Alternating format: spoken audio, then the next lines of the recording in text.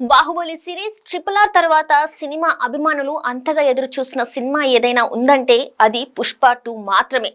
పుష్ప సమయంలో ఇంత బజ్ లేదు. విడుదలయ్యాక కాస్త డివైడ్ టాక్ నడిచింది. ఓ దశలో సినిమా ఫ్లాప్ అని అన్నారు. కానీ నార్త్ లో పుష్ప ప్రభంజనం సృష్టించింది. అక్కడ మాస్ ప్రియులు పుష్పని బ్లాక్ బస్టర్ చేశారు. దీంతో పుష్ప 2 పైన అంచనాలు పెరిగాయి.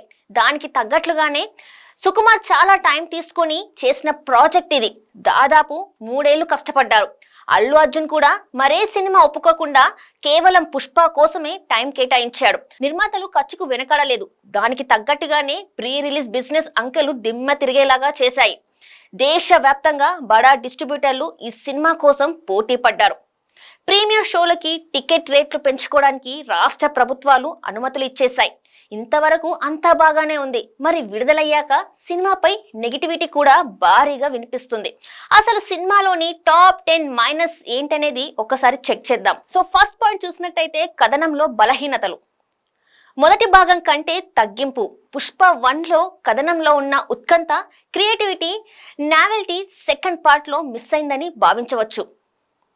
Over expectations. Pushpa the race అద్భుతమైన విజయాన్ని సాధించినందున ప్రేక్షకుల అంచనాలు ఎక్కువగా ఉండి వాటిని అందుకోవడంలో పుష్ప 2 విఫలమైందనే అభిప్రాయం రావచ్చు.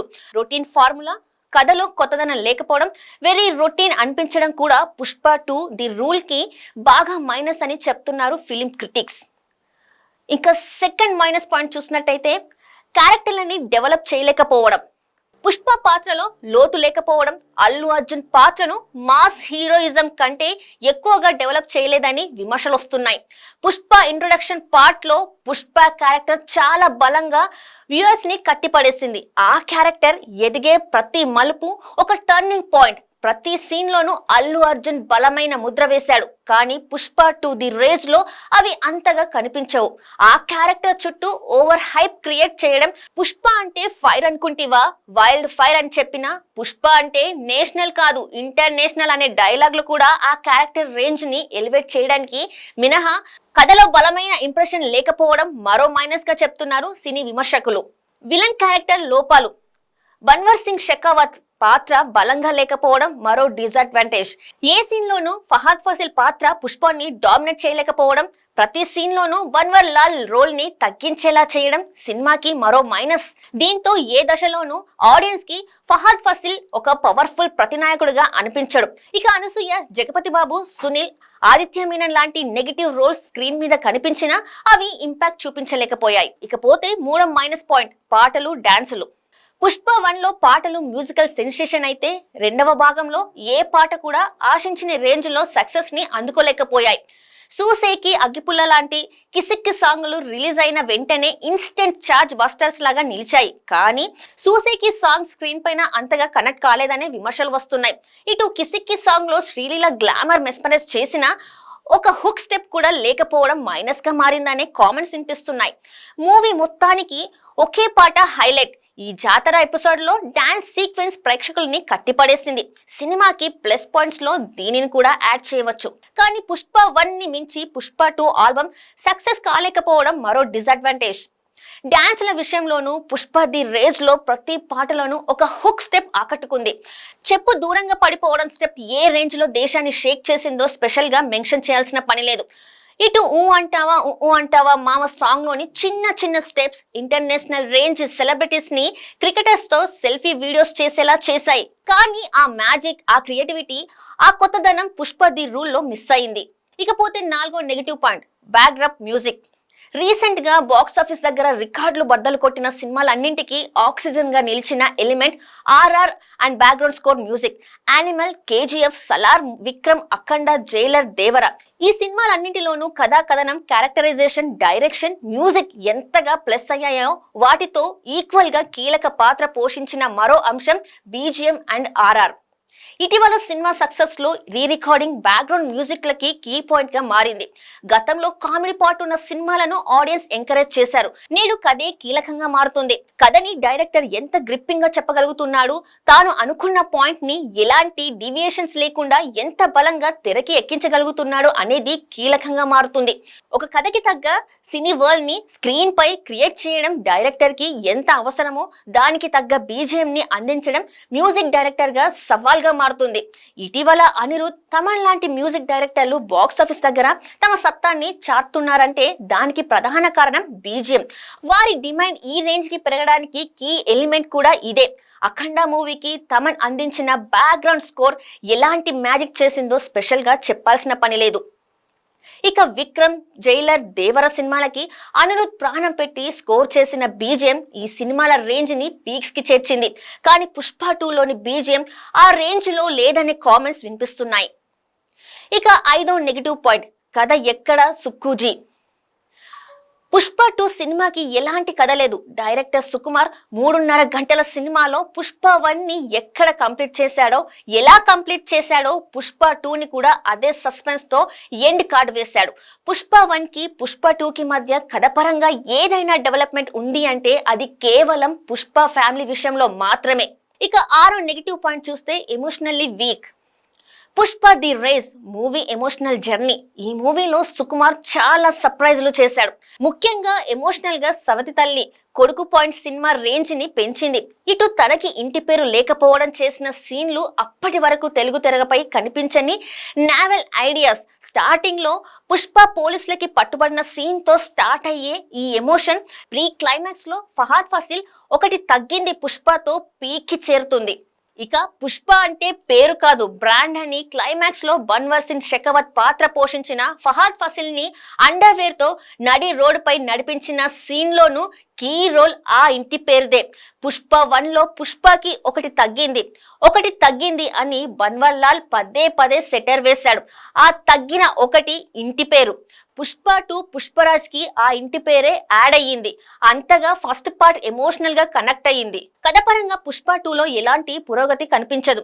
ఇక పార్ట్ 2గా రిలీజ్ అయిన పుష్ప ది రూల్ లో పుష్పరాజ్ ఎలివేషన్ సాధించడం మినహా చెప్పుకోదగిన ఎమోషనల్ సీన్స్ లేవనే టాక్ వినిపిస్తుంది. చిన్నైన సెంటిమెంట్ తో పండించిన సెంటిమెంట్ కూడా న్యాచురల్ గా అనిపించదు.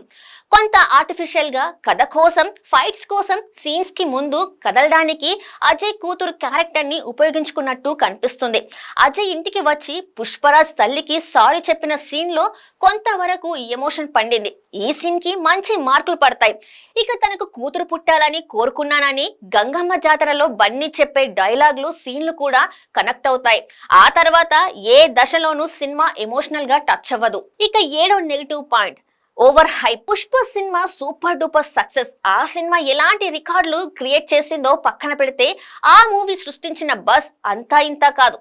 సుకుమార్ ని ఓవర్ నైట్ లో పాన్ ఇండియా డైరెక్టర్ గా మార్చింది.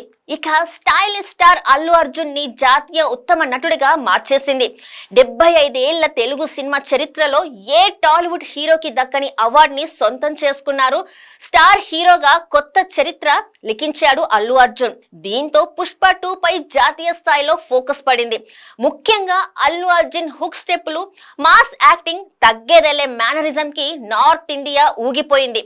అక్కడ యూత్ బన్నీ ఫీవర్ తో పూనకాలు లోడింగ్ అయ్యేలా చేసింది. ఈ హైప్ సెకండ్ పార్టీకి బాగా ఉపయోగపడింది. దేశంలోని ఏ హీరోకి, ఏ సినిమాకి లేనంత స్థాయిలో రికార్డులు బద్దలు కొట్టేలా ప్రీ రిలీజ్ బిజినెస్ 1000 కోట్లకు చేరుకోవడంలో కీలక పాయింట్. సినిమాపై క్రియేట్ అయిన హైప్. అందుకే దేశం మొత్తం దాదాపు నెలపాటు పలు కీలక నగరాల్లో సినిమా ప్రీ రిలీజ్ ఈవెంట్లు నిర్వహించి అంచనాలను పెంచేశారు దర్శక నిర్మాతలతో పాటు హీరో అల్లు అర్జున్ కూడా. దీంతో సినిమా ఎక్స్పెక్టేషన్స్ ఓ రేంజ్ లో పెరిగిపోయాయి.